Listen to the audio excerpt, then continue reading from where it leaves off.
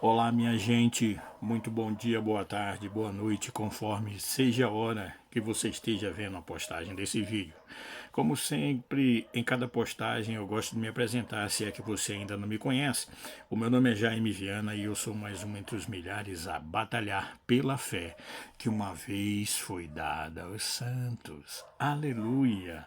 1 Coríntios capítulo 10, versículo 10 de sequência, o apóstolo Paulo, inspirado pelo Espírito Santo, ele dá um conselho que eu creio que serve de base para a nossa igreja, para a igreja nos dias de hoje, para aquela igreja que se auto-intitula-se Igreja do Deus Vivo, e igreja que está descrita lá em 1 Pedro 2, 9 e 10, né? Que o Senhor separou uma igreja, um povo santo, né? Um povo para testificar do amor de Deus. E eu quero aqui abranger esta palavra dizendo que o amor de Deus sobre toda a face da terra, sobre todos aqueles que contemplarem quão grande e quão imensurável é este amor. E eu falando nisso, pensando nisso, eu me lembro do que está relatado, volta agora há muito tempo atrás, no livro de Êxodo, que é o livro do Velho Testamento, né? Vem Gênesis, depois vem Êxodo, o segundo livro da Bíblia, o livro de Êxodo, do capítulo 1 ao capítulo 12, nós vemos a história de um povo que era escravo, um povo que era humilhado, mas foi um povo que foi escolhido por Deus. Esse povo não é outro senão o povo de Israel. Ele foi escolhido por Deus porque essa promessa já havia sido proclamada muito tempo atrás, quando ainda em Gênesis no capítulo 12, nós vemos Deus chamando um homem que até ali o presente momento se chamava Abrão. E o Senhor fez uma proposta a ele, como Deus faz uma proposta para a gente nos nossos dias, quando nós estamos cansados, abatidos, quando parece que nada mais vai surtir como esperança ou vai surtir como um efeito positivo, quando na verdade estamos no fundo do poço, estamos por baixo dos mais baixos. Eu sei que há algumas exceções, há pessoas que vêm para Cristo porque realmente o reconhece como Senhor. Fazendo uma comparação ou um comparativo, como quem diz lá em livro de Provérbios 3,16, né? Reconhece em todo o seu caminho e ele vai endireitar suas veredas. Mas agora nós vemos o Senhor fazendo uma promessa a Abraão, e essa promessa durante o decorrer do relacionamento que começa no capítulo 12 de Abrão, que até ali se chamava Abrão, com o Senhor Deus Todo-Poderoso, ele faz uma proposta e diz: vai sair do meio da tua terra, do meio da tua... Aquele texto que você já conhece. Você pode dizer assim: isso aí eu conheço de cor e salteado. Tem muita gente que antes de você falar, eu já sei. Você vai falar uma coisa de que eu já sei. Sabe o que é isso? Isso, segundo se chamam alguns eruditos, diz o seguinte, que o copo está cheio. Quer dizer, o cidadão já sabe de tudo. Você vai falar de Jesus para ele, é como alguém que eu me lembro quando eu morava em Salvador e eu tinha, pela misericórdia de Deus, eu tinha um programa de rádio chamado Palavra Amiga, na antiga Rádio Cruzeiro. Eu nem sei se essa rádio ainda existe lá em Salvador, na Bahia. Mas esse programa era aos sábados, uma vez por semana, e um determinado dia, um sábado à noite, eu estou indo lá para fazer o programa, e eu encontrei alguém que estava desesperado, tá? Aí eu falei de Jesus para ele, depois eu falei: Jesus te ama e ele quer mudar a sua vida. Ele falou para mim o seguinte: eu sei de tudo isso. E aí? Quer dizer, é o posicionamento de cada um. Deus dá o livre-arbítrio para mim e para você. Talvez você pense agora: peraí, ele me falou de 1 Coríntios capítulo 10, versículo 10 de sequência, quando na verdade Paulo estava dando um conselho para a igreja, dizendo que era, primeiro, que nós que estamos neste caminho não devemos murmurar. Não devemos murmurar em momento algum, porque todas as coisas contribuem juntamente para o bem daqueles que amam a Deus, como diz o capítulo 8 do livro de Romanos. Tudo o que acontece, entenda que Deus está no controle. Você pode não entender no momento, você pode não ver a ação, a mão de Deus no momento, mas Deus está no controle de todas as coisas. Ele prometeu, o próprio Senhor Jesus, no capítulo 28 de Mateus, disse: eis que eu estou convosco todos os dias, até a consumação dos séculos, ou seja, até o fim do fim. Mesmo a gente sabendo que quando estamos com Deus, o fim não existe. Porque se nós morremos aqui, nós despertamos na glória com o Senhor. Amém? Quantos creem podem dizer amém. Mas uma coisa é certa, eu lendo esta passagem e depois comentando sobre os primeiros 12 capítulos do livro de Êxodo, eu começo a fazer um paralelo entre o que aconteceu em Êxodo de 1 a 12 até o que acontece nos nossos dias, hoje, nos dias presentes. Nós estamos vivendo momentos difíceis, como Paulo disse a Timóteo, estamos vivendo tempos difíceis, né?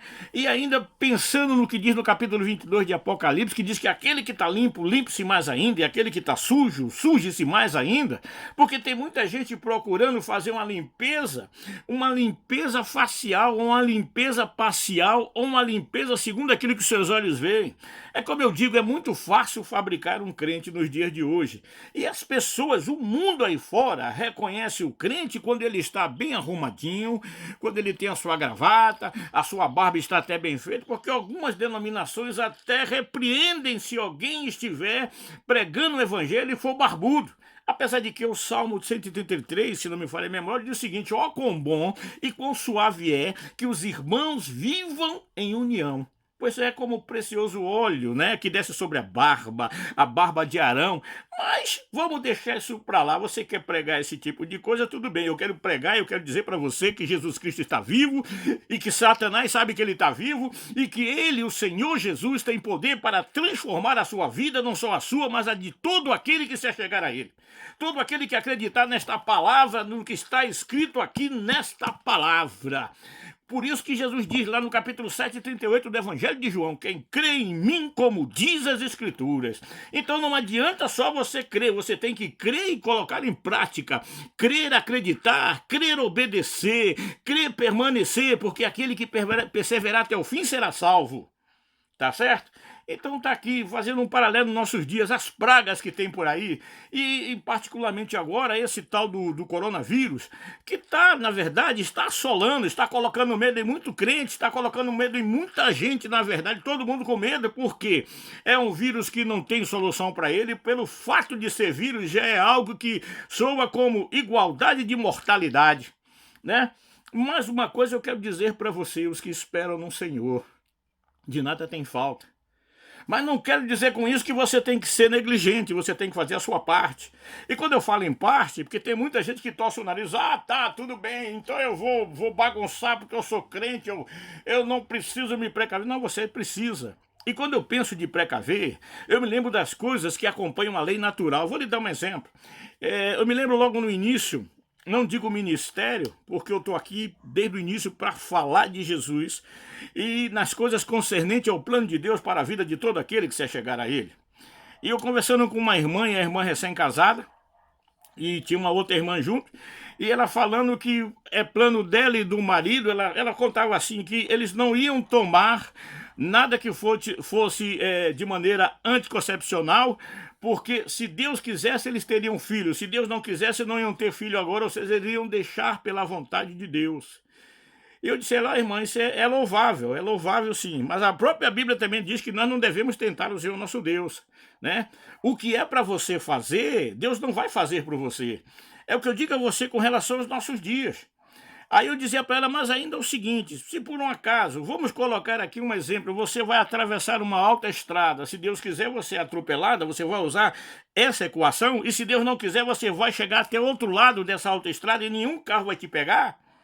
Não devemos atentar ao Senhor nosso Deus, está escrito na palavra, lá no Velho Testamento, no livro de Deuteronômio, não devemos atentar ao Senhor nosso Deus, repetida esta palavra. Então o que eu quero dizer a você é o seguinte, né? Nós temos que fazer a nossa parte. Quando eu falo fazer a nossa parte, eu me lembro de algo. O Senhor, quando estava prestes a entrar na Canaã terrestre, ou seja, naquela terra que mana leite e mel, e Moisés já havia morrido lá no monte, o Senhor já havia sepultado Moisés lá no monte, agora o Senhor está fazendo um acordo, está chamando, está dando uma responsabilidade a um homem que estava há muito tempo ao lado de Moisés. E esse homem era Josué.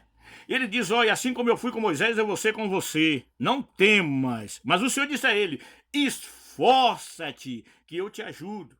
Está aqui para quem torce o nariz: ah, então se é assim, se Deus protege. Deus protegeu um povo no passado, quando estava lá no Egito, ele mandou as pragas, e você sabe as 12 pragas, as 10 pragas, aliás, as 10 pragas do Egito, porque eu estou pensando no capítulo 12, porque vai até o capítulo 12, quando a última praga, quando nos fala a respeito já de tudo isso, e nos fala da última praga, que é o que? A morte dos primogênitos. Mas agora o Senhor está nos nossos dias ainda preparando um povo para levar em caminho a Canaã celestial, vamos colocar desta maneira. Então o que você tem que fazer? Você tem que se cuidar, você tem que procurar ser higiênico, porque ser higiênico só gera saúde, limpeza gera limpeza. Quando o cara é porco, quando o cara não quer cuidar de si, Deus vai cuidar de todas as coisas. O que você tem que fazer, Deus não vai fazer por você nunca, meu amigo. Certo? A sua parte é o que você tem que fazer a sua parte, você tem que cumprir com as suas obrigações. Aí sim, o Senhor vai te guardar, vai estar sempre ao seu lado. Porque justiça se começa dentro de casa. E esse Paulo, ele dizia aqui o seguinte, o apóstolo Paulo, ele falava de causa. Olha, não devemos murmurar, porque as coisas que aconteceram àquele povo, que não ficou com o Senhor 4 dias, 4 meses, mas ficou 40 anos vagando pelo deserto, porque aquele povo foi desobediente a Deus. E assim hoje, nós sabemos que Deus ainda opera nos dias de hoje, como nos diz Hebreus 13:8, Ele é o mesmo ontem, hoje e eternamente.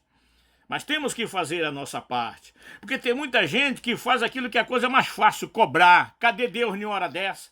Será que Deus não vê isso? Quando acontece alguma coisa com os nossos familiares, nós dizemos que somos crentes em Jesus Cristo. Cadê Deus? Deus não está vendo nada disso? Me faz lembrar as palavras do profeta Eliseu no capítulo 2 de 2 Reis, quando ele volta e ele vê que Elias foi levado em um redemoinho até os céus, e a capa de Elias cai, e ele pega a capa e bate lá no rio e diz assim, onde é que está o Senhor, Deus de Elias? Eu aqui quero deixar uma pergunta para você que eu vou encerrar aqui. O que a Bíblia nos ensina de maneira revelativa é: e onde estão os Elias do Senhor? Aquela igreja que acredita no invisível, que acredita no impossível, que acredita no Deus de milagre. Será que estamos seguindo a Deus pela sua graça, pela sua misericórdia, ciente de que Ele está conosco e que é o mesmo que opera ainda nos nossos dias em pleno século XXI? Ou estamos crendo em um Deus de teoria? Tudo bem, que eu vejo muitas vezes, o cidadão, você está olhando no culto, o cara está endemoniado, você está vendo, o pastor pega na mão dele, olha meu irmão, venha mais vezes. Não tem discernimento, não tem visão nenhuma espiritual. Diz que esse negócio de orar, isso aí só vai perturbar o subconsciente da pessoa. Não acredita que demônio ainda atua nos dias de hoje. Que tipo de crente realmente nós somos? Porque a Bíblia diz que o mundo jaz no maligno. E fogo se combate com fogo. E para isso o Filho de Deus se manifestou para desfazer as obras do diabo. Tá certo? Então vamos fazer a nossa parte. Essas pragas vão passar, esse coronavírus vai passar, mas aquele que está em Cristo, ele vai perseverar de fé, ele vai ficar de pé, ele vai passar pela tempestade, e do outro lado ele vai atravessar com mansidão, porque o Senhor prometeu estar, ainda hoje, está com a sua igreja. Tá? Meu amigo, minha amiga, muito obrigado pela sua atenção, obrigado pela sua participação. Se possível for, compartilhe conosco, se não, tudo bem. Não tem problema. Jesus Cristo continua em nossas vidas, isso é que é o principal, porque Ele é o mesmo ontem, hoje e eternamente, tá? Então, se puder, compartilhe. Se não puder, fica na paz, que o resto a gente corre atrás. Em nome de Jesus. Amém. Graças a Deus. Até a próxima. Amém, Jesus.